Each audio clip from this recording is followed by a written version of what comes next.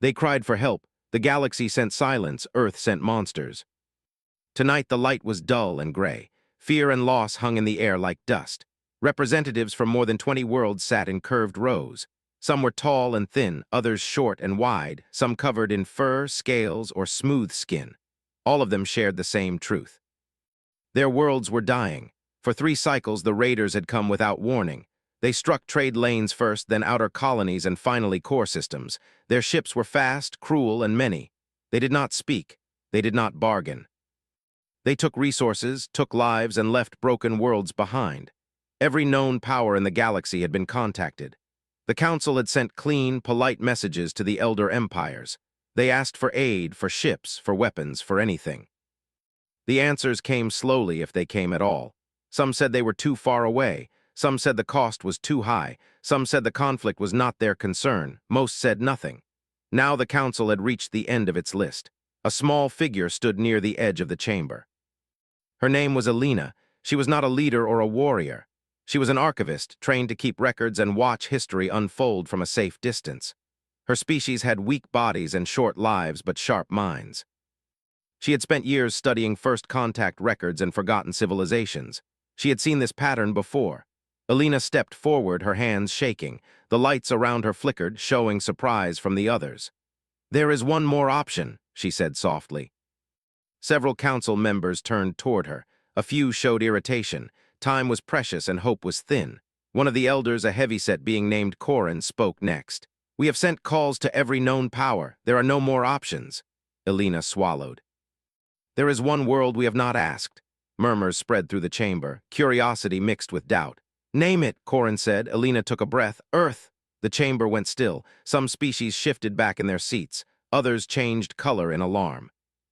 A few let out sounds that translated to fear. "Deathworld," someone hissed. "Unstable," said another. "They fight their own kind," a third added. Alina nodded. "Yes, Earth is dangerous, its gravity is high, its climate is violent, its life evolved through constant struggle." "But that is why we should ask them." Corin's tone hardened. "We know the stories. Humans are aggressive, they wage war often, they are new to space and already armed. Why would they help us?" Alina raised a small data slate. "Because they always respond to disaster.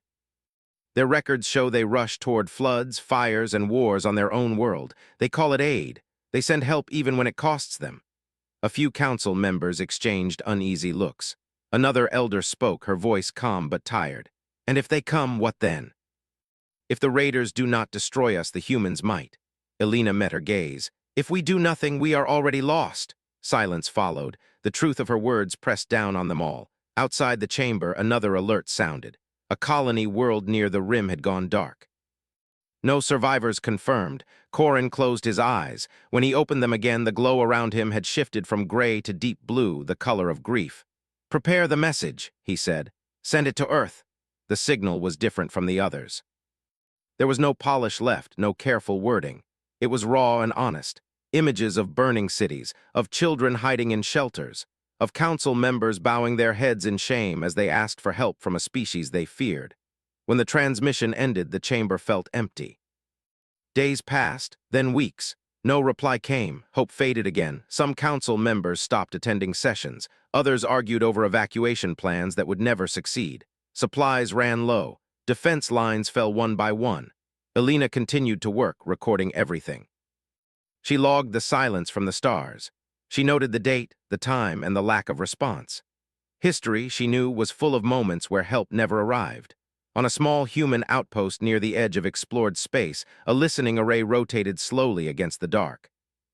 The station was quiet, staffed by only a handful of people on long rotation shifts. Ben Carter rubbed his eyes as he stared at the screen. He had been on duty too long. Most signals were junk. Old probes, background noise, or automated beacons. Then something new appeared. Ben leaned forward. The signal was weak, stretched thin by distance, but it was clear enough. It was not coded trade data or navigation chatter. It was structured, intentional. He called out, "Hey, Laura, you need to see this." Laura King rolled her chair over, coffee in hand. "If it's another busted relay, I swear." She stopped when she saw the screen. The images loaded slowly. Burning structures, alien faces filled with fear, a council chamber unlike any human design. Laura set her cup down. "That's not a prank." "No," Ben said. It's a distress call.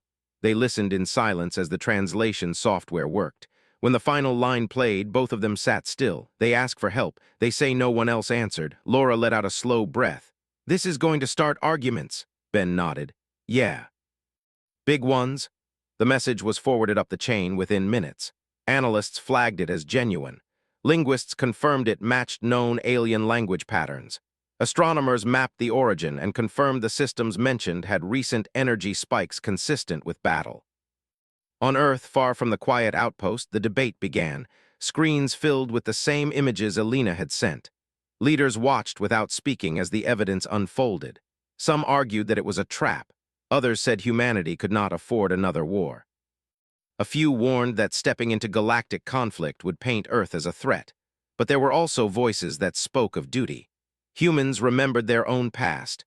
They remembered times when they cried for help and were ignored. They remembered wars, disasters, and long nights when survival depended on someone choosing to act. The decision was not quick. It was not easy, but the signal was not ignored. Back in the council chamber, Alina sat alone. The lights were dim now, barely glowing. She updated her log one last time for the day. No response received. She paused, then added another line. But Earth has heard us. Even if they choose silence, history will know we asked. She closed the record and looked out at the stars, wondering if monsters were all that remained in the galaxy, or if somewhere on a dangerous blue world, someone was listening. The Earth was restless. On a large military base near the equator, lights glowed across long rows of hangars and training fields. Soldiers moved in steady lines, technicians checked instruments, and engineers adjusted spacecraft engines that hummed with quiet power. The base was alive with activity, but tonight it was more alert than usual. Ben Carter and Laura King had arrived in the command room hours earlier. Screens covered the walls, showing distant systems, maps of alien colonies, and images from the message they had received. The images of fire and destruction, of alien faces twisted in fear, had left both of them quiet and uneasy. They really need help, Ben said, staring at the main display. They are not pretending. The message is desperate. Laura nodded. It's the kind of desperation humans would feel if no one came, if they waited and waited, hoping someone would answer. A senior officer walked in, his uniform crisp. Colonel Ethan Ross was a veteran of many operations on Earth, both in space and on ground. He had seen floods, wars, and riots, and he had learned to read desperation. Report, he said, voice steady. Ben pointed at the screen. It's a real call for help. From outside the galaxy, colonized systems near the rim, their fleets are gone, their defenses are down. The Council says no other civilization will respond. Ethan nodded, his brow furrowed. That's bad, really bad. If no one comes, the species may be wiped out entirely. Laura spoke next. We know about them now. We have their star maps and coordinates. We can get there, but it's far and it's risky. Ethan studied the data.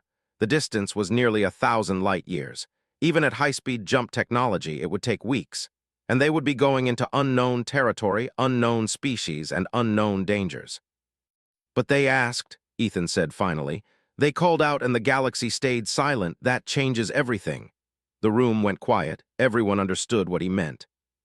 Earth did not have a reputation for subtlety or diplomacy in the galaxy, but it had something else. Humans acted. When disaster struck, they acted, often without waiting for approval. By the next day, the decision had been made.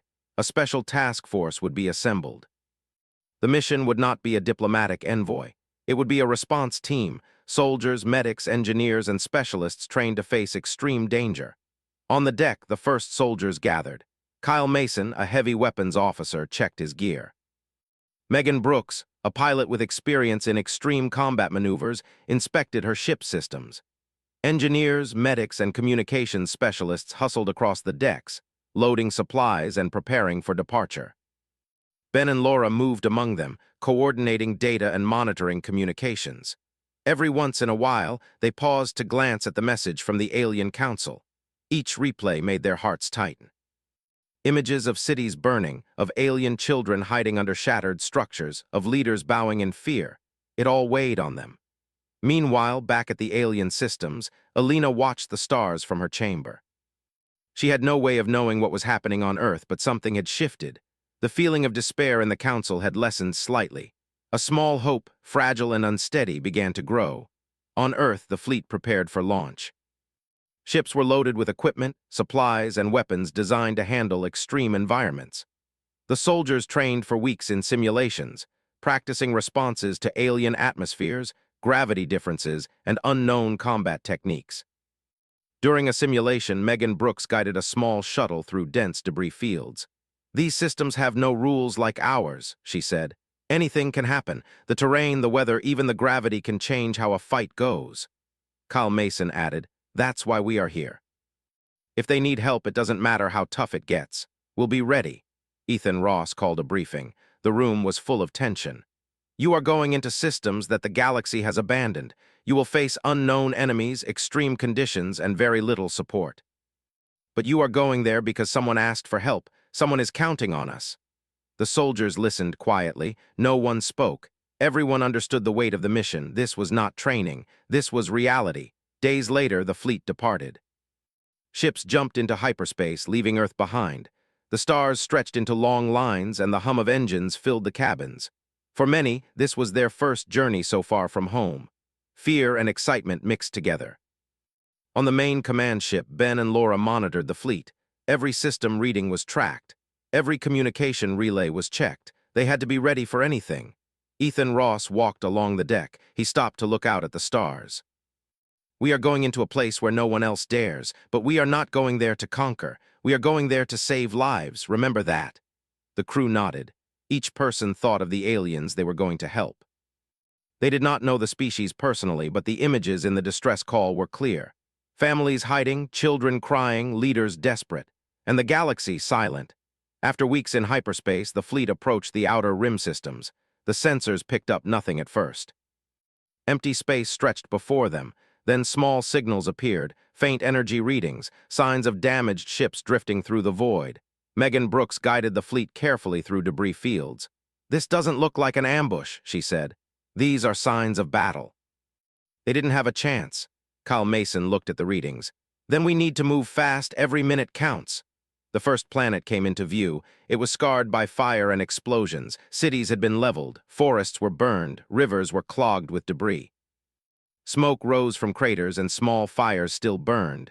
The crew stared at the sight. Even the most experienced soldiers felt a chill. This was not training. This was a world on the edge of death. Ben Carter spoke into the comms system. "All units prepare for landing. We are here to help. No one else has come. We are the response." The landing teams moved into position. Shuttles detached from the main ships and descended slowly. The atmosphere was thin but breathable. Winds carried ash and dust, making visibility low. When the first humans set foot on the planet, they were met by silence. The streets were empty. Buildings stood, but many were broken. Cars, strange alien vehicles were abandoned. Fires still burned in some areas.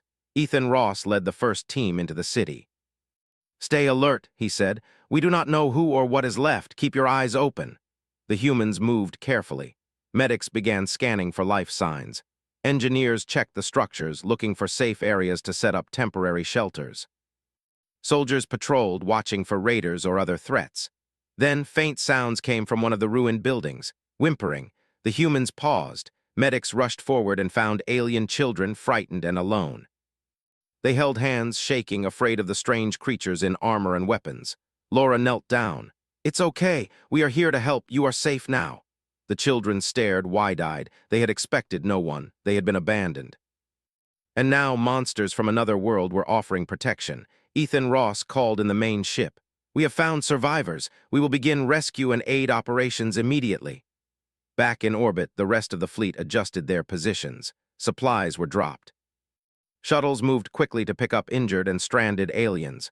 The humans worked with precision, facing dangers that would have crushed most species. Alina watched the skies, still on her home world. She could not see the humans, but she felt it in some way. A ripple of hope spread through her chest. For the first time since the raids began, she allowed herself to believe. The galaxy had sent silence. Earth had sent monsters, and those monsters were not here to destroy. They were here to save. As night fell over the burning cities, the humans continued their work. Fires were fought, injuries treated, and hope slowly returned to the faces of those who had feared death. And somewhere in the command room on the planet, Ethan Ross smiled quietly. They had answered the call. For the first time, the abandoned aliens understood that monsters could be guardians, and that sometimes those monsters came from the most dangerous world of all. The humans moved through the alien city carefully. The streets were wide, with buildings tall and strange, made of materials that glowed faintly in the dim light. Smoke rose in thick clouds, filling the air with a bitter scent. Fires burned here and there, and the sound of falling debris echoed through the empty roads. Ethan Ross led the first team. His armor was scratched and dusty, his face tense. Kyle Mason followed closely, his heavy weapon slung across his back. Megan Brooks flew above in a small shuttle, her sensors scanning the area for danger. Medics, engineers, and communications officers moved with the soldiers, ready to help anyone they found. The aliens were hiding. Some had gone into tunnels beneath the city, while others crouched in broken buildings, afraid to move. Alina's records had been accurate. The species was intelligent but small in number and unprepared for a sudden attack. The humans were not here to fight civilians. Their first job was rescue.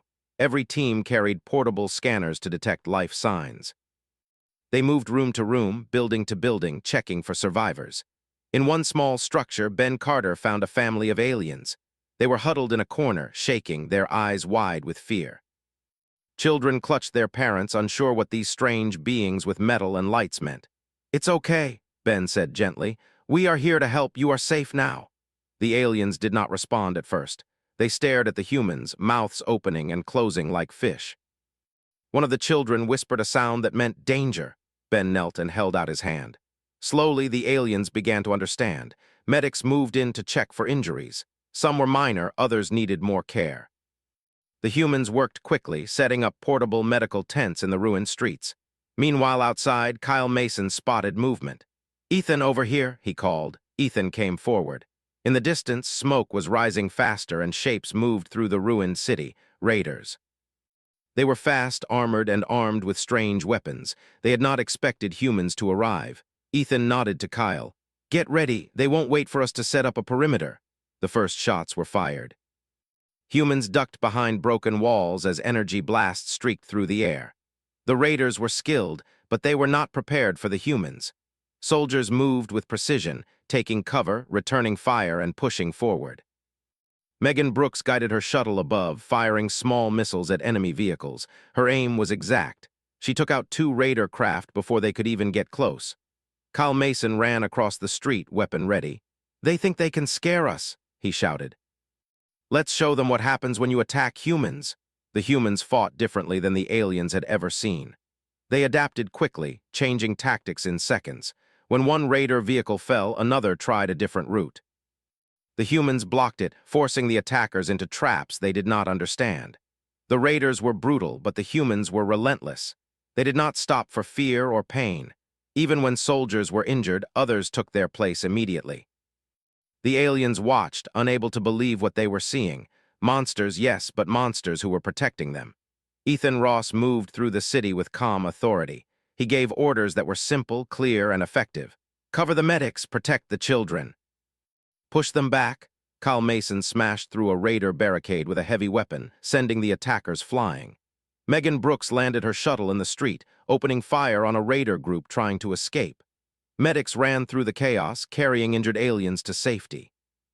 By the time the battle had been going for an hour, the raiders realized they were losing. They had never faced enemies like these humans. Their tactics failed. Their weapons did not kill fast enough. Their fear grew. Finally, the raiders began to retreat. Some fled into their ships, others into tunnels, but the humans pressed forward. They did not give them a chance to regroup. When the last raider fell or ran, silence returned to the city. Smoke still rose from fires, but the streets were safe, for now. Ethan Ross gathered his team. "Check the survivors, make sure no one is left behind." Ben and Laura worked with medics, scanning every building.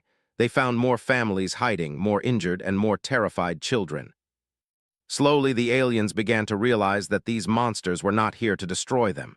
In one destroyed marketplace, an alien elder approached Ethan.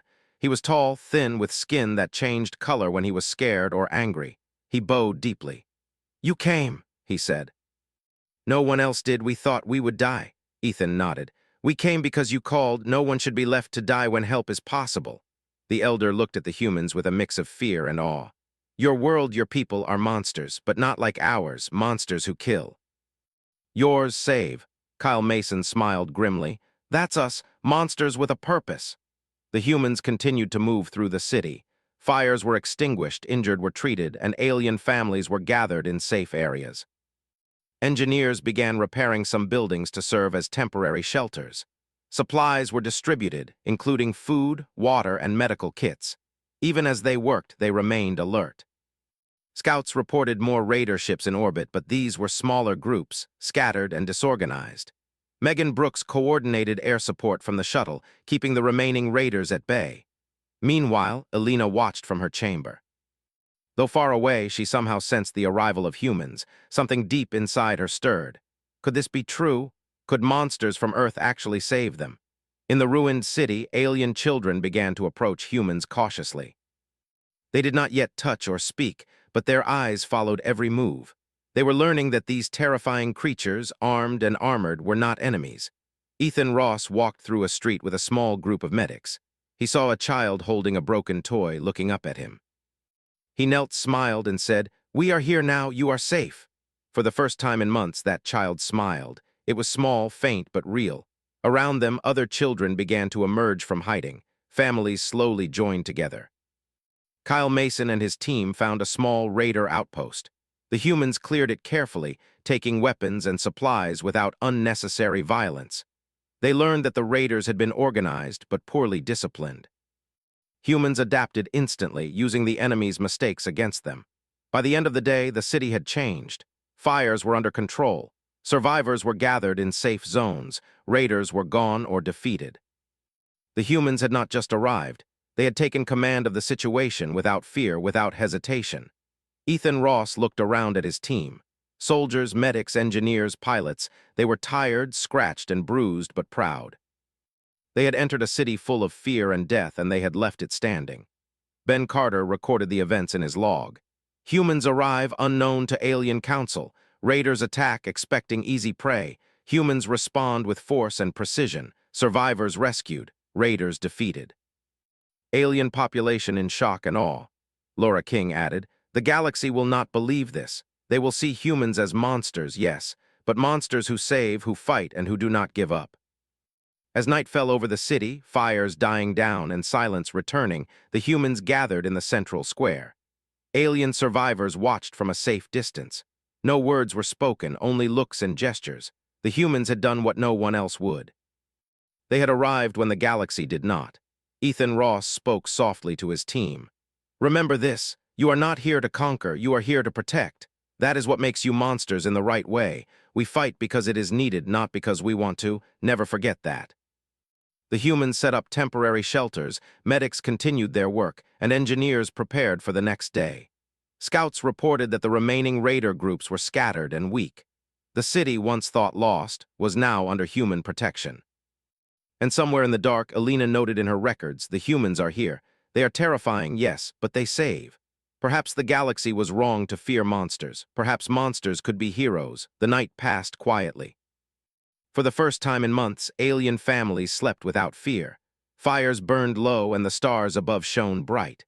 Humans patrolled the streets, ever vigilant, ever ready. They had arrived like monsters, but they were guardians, fierce and unwavering. And as dawn approached, the humans prepared for what would come next. The battle was not over. The raiders could regroup. Other threats could appear, but for now, the city survived. The aliens were alive.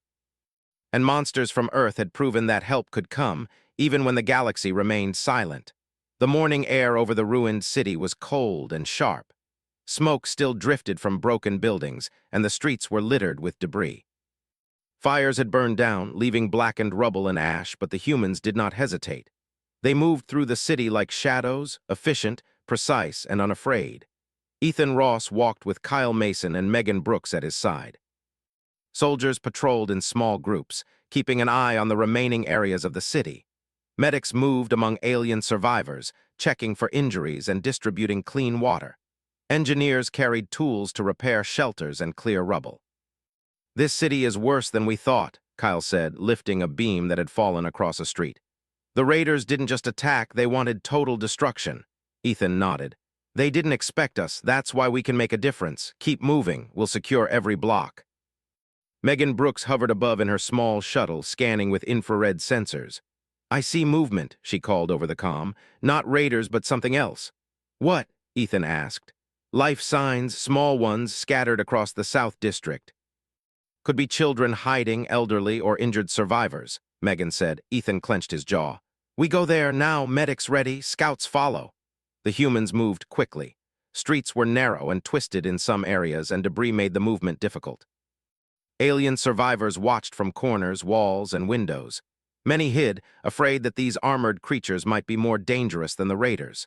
But humans had a way of showing they were there to help. Medics knelt beside children, speaking gently. Soldiers cleared obstacles, opening paths. Engineers lifted debris, giving access to collapsed buildings. Ben Carter and Laura King stayed near the center of operations, coordinating with field teams. Data from the city's scanners flowed in. Maps of life signs, energy readings, and potential threats filled their screens. Ethan, Ben said over the comm, we've got reports of raider remnants in the outer districts. They're small groups, but armed and aggressive. Ethan grunted. Let them try. We are not leaving anyone behind. Every alien alive is worth more than a few raiders. By mid-morning, the humans reached the South District. Buildings here had been the most damaged. Streets were narrow and rubble blocked many paths. But the life signs Megan had detected were real. Children huddled under beams, elders crouched in corners, and injured adults lay motionless in the dust. The humans spread out. Medics began triage, assessing who needed urgent care. Engineers lifted heavy rubble with small machines, carefully freeing those trapped. Soldiers guarded the perimeter, scanning for threats. Kyle Mason lifted a child gently, speaking softly. You are safe now, don't be afraid. The child clung to him, shaking, but slowly relaxed. Others followed, seeing that humans meant protection, not harm. Ethan Ross moved through the group with calm authority. He ordered tents to be set up quickly for medical care, food distribution, and temporary shelter. Alien families slowly began to gather, some still suspicious, others trembling with relief. Megan Brooks flew low over the streets, keeping watch. No raider activity yet, she reported, but more debris ahead could be dangerous. Ethan nodded. We handle it, keep alert. The humans continued their work. As the day went on, more survivors were found. Some had been trapped for days without food or water. Medics worked tirelessly, treating wounds, giving water, and calming terrified families. Engineers reinforced structures to make them safe, while soldiers cleared streets and protected the work teams. By noon, word spread among the aliens that the humans were here to save them, not harm them. Slowly, more began to leave hiding places, approaching cautiously. Some whispered in fear, others laughed quietly at the first touch of kindness from humans. But the danger was not gone. Scouts reported that raider ships were regrouping in orbit. Small attack teams began to descend toward the city. Ethan Ross gathered his team. We expected this. They think they can challenge us again. Let them come. We fight to protect, not to destroy without reason. Kyle Mason grinned. They'll regret it. The first raider squad dropped into the streets, firing energy weapons. Humans moved with speed the aliens had never seen. Soldiers dived behind cover, returning fire with precise aim. Weapons roared, but humans used tactics the raiders could not predict. Megan Brooks dropped missiles from above, striking raider vehicles before they could reach civilians. Explosions rocked the streets, and raiders fell back. Ethan Ross led a small group through a narrow alley, cutting off a raider escape. Kyle and other soldiers flanked them, forcing the raiders into traps. In minutes, the raider squad was destroyed or captured. The aliens watched in awe. These humans were unlike anything they had ever faced. They were monsters, yes, but their monsters were controlled, focused, and terrifying in a way that protected life rather than ended it. Medics continued to work even under fire. They carried injured aliens to safety, gave first aid to wounded soldiers, and coordinated with field teams. Engineers reinforced streets with portable shields, making it impossible for raiders to advance without taking heavy losses. Ben Carter monitored all activity from the command hub.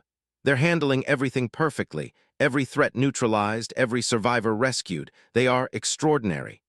Laura King added, the Council is going to be shocked. They have no idea what we are capable of. The battle continued for several hours.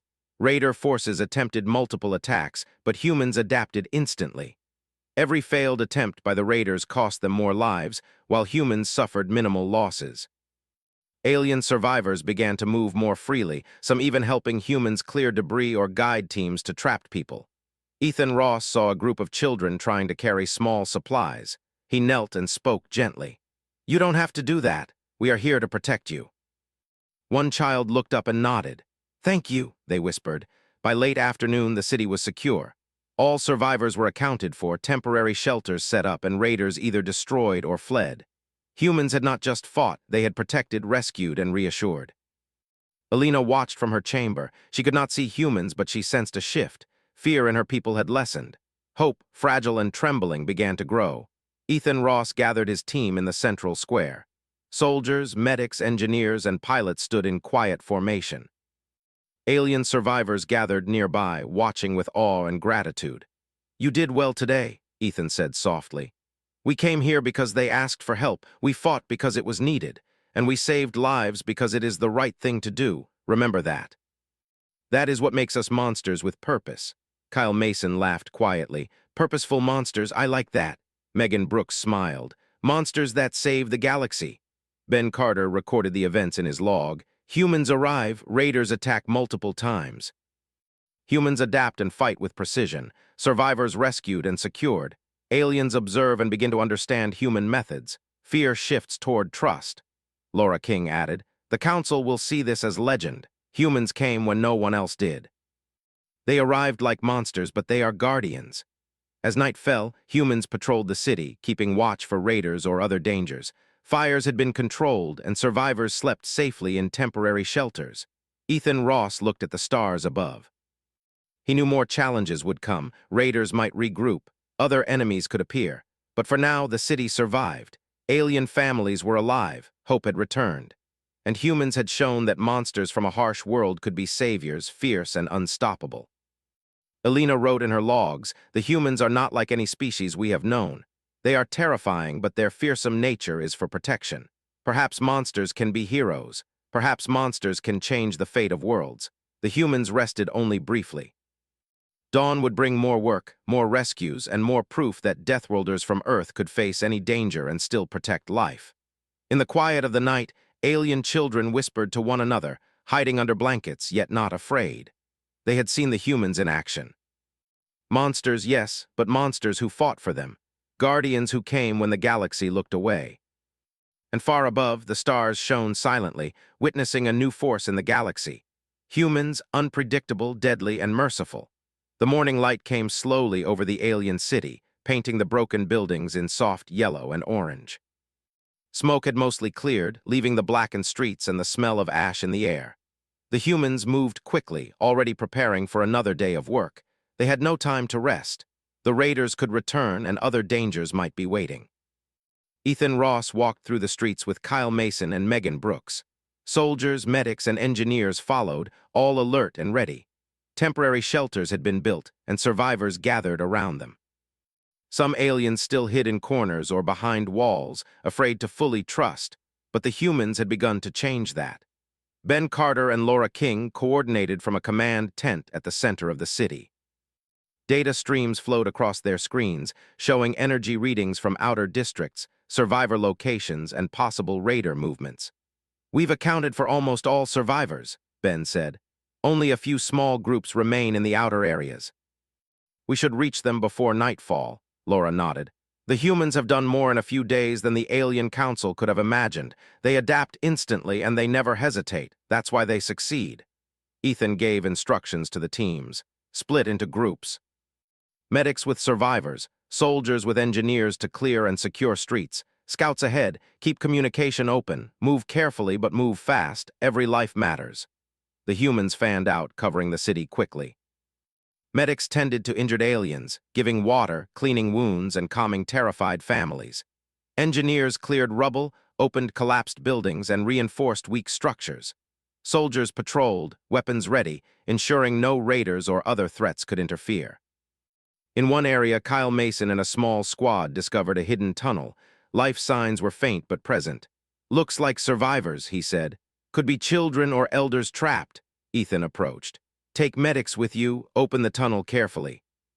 We don't want to hurt anyone accidentally. The squad moved slowly, checking every corner. Inside, a group of alien children huddled together, trembling and weak from hunger and fear. Their eyes widened when they saw humans. "It's okay," Kyle said, kneeling down. "We are here to help. You are safe now." The children hesitated but slowly moved toward the humans. Medics gave water and food. Engineers helped carry some of the youngest and weakest. Meanwhile, in another district, Megan Brooks noticed movement on the horizon. Raider forces were returning, larger and more organized than before.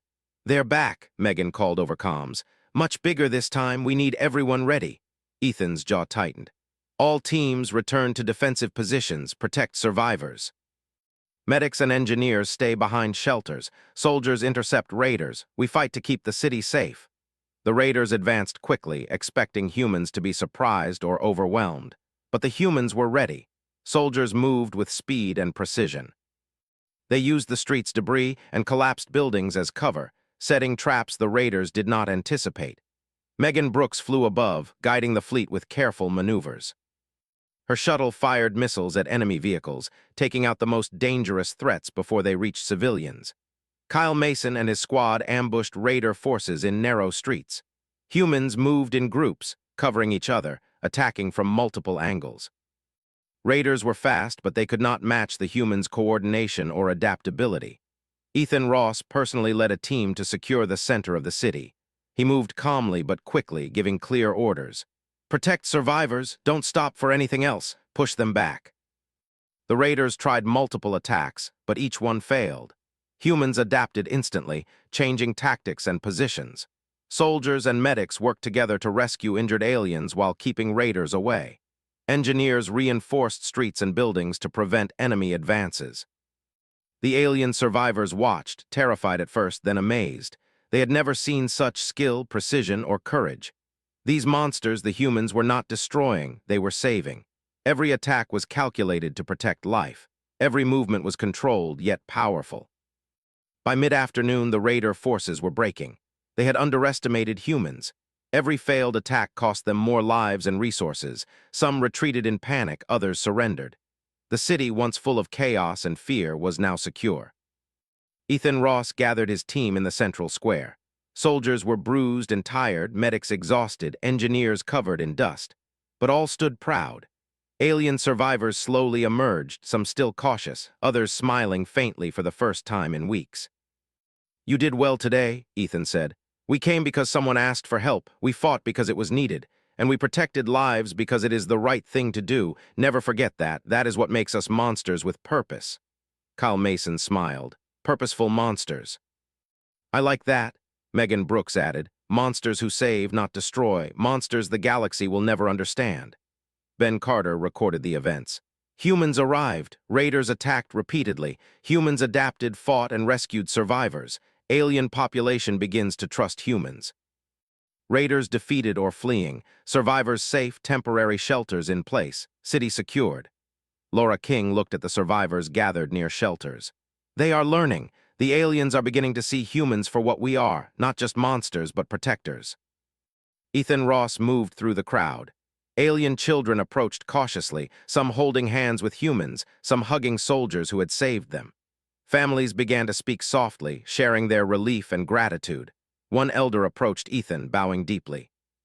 "Your people, you are monsters, yes, but you fight to protect. You did what no one else did. The galaxy is silent, but you came. We owe you life itself." Ethan nodded. "We came because someone called for help. That is all the reason we need." "Your lives matter, and we will protect them." Kyle Mason chuckled. "Sounds like legend already. Monsters from Earth come and save the galaxy."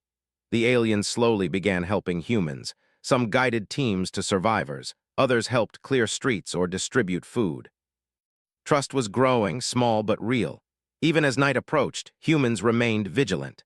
Scouts reported no further raider attacks, but the humans knew the galaxy was unpredictable. They patrolled the streets, monitored survivors, and reinforced temporary shelters. Elena watched from her chamber, documenting every detail. Her people were no longer afraid. Hope had returned. Humans had arrived like monsters, yes, but they were heroes as well. She wrote in her log, "The humans are not only terrifying, they are necessary." The galaxy does not understand them yet, but they have changed the fate of worlds. As the night deepened, humans sat quietly in small groups. Medics cleaned wounds, soldiers repaired gear, engineers maintained equipment. Alien families slept under tents, surrounded by humans who would not leave them unprotected. Ethan Ross looked up at the stars. "We've done what the galaxy would not. We answered a call when no one else would. That is the difference. That is what makes us monsters who can save worlds." Megan Brooks rested in her shuttle, scanning the area. "The galaxy will notice eventually. They will hear the stories, see the results. Humans don't fight for fame, but they leave a mark no one can ignore." Kyle Mason laughed quietly. "Let them call us monsters. We know the truth. We save lives, and that is enough." Ben Carter recorded the final notes for the day. "Humans have secured the city. Survivors are safe. Raiders defeated. Alien population learning to trust humans. Hope restored. Humans proven capable of extraordinary acts in extreme conditions. Deathworlders from Earth are a force the galaxy cannot ignore." Laura King looked at the aliens sleeping safely nearby. "They are safe now. For the first time in weeks, they can rest." Humans are terrifying, yes, but they fight to protect life. That is the story the galaxy must learn. As dawn approached, the city was calm. Fires had been extinguished, debris cleared from streets, and temporary shelters fully operational. Alien families began moving more freely, some helping humans, some simply watching, learning to trust. Ethan Ross walked through the central square one last time. Soldiers, medics, and engineers were resting, but ready. The survivors smiled, whispered words of gratitude, and touched the humans carefully, as if confirming they were real. Elena documented everything. She wrote, "The humans arrived when the galaxy stayed silent. They were monsters, yes, but monsters who saved life. Perhaps monsters can be heroes. Perhaps monsters can change the fate of entire worlds." The humans prepared to leave the city once more secure. Their mission had succeeded beyond expectation. Raiders were defeated, survivors saved, and hope restored. But they knew their work was not finished. Other systems might call, other disasters might strike. As the humans prepared to depart, the aliens gathered to watch. Some waved, others bowed, and some simply stared. The humans had arrived like monsters, terrifying and strange, but they had become guardians in the eyes of those they saved. Ethan Ross spoke quietly to his team. "We came because someone asked for help. We fought because it was needed. We saved lives because it was right. Remember this, we are monsters, yes, but monsters who answer the call." Kyle Mason smiled. "And the galaxy will never forget it." Megan Brooks added, "Not monsters who destroy, but monsters who protect. That is what makes us different. That is what makes us human." Ben Carter and Laura King looked at each other. "The galaxy will see the results soon enough. Earth's Deathworlders are something new, something powerful, something no one else can match." Ethan Ross watched the survivors one last time. The city had survived, the aliens were alive, and hope was restored. The humans had proven that when the galaxy sends silence, Earth sends monsters, and those monsters can be heroes. Elena wrote her final note for the day. The humans have changed history. They have shown that even in the darkest moments, monsters can bring light. Even when the galaxy looks away, there is hope.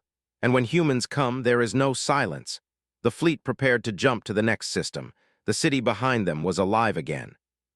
Fires extinguished, children laughing, families reunited. Humans had arrived like monsters, but they left as guardians, unstoppable, feared, and respected.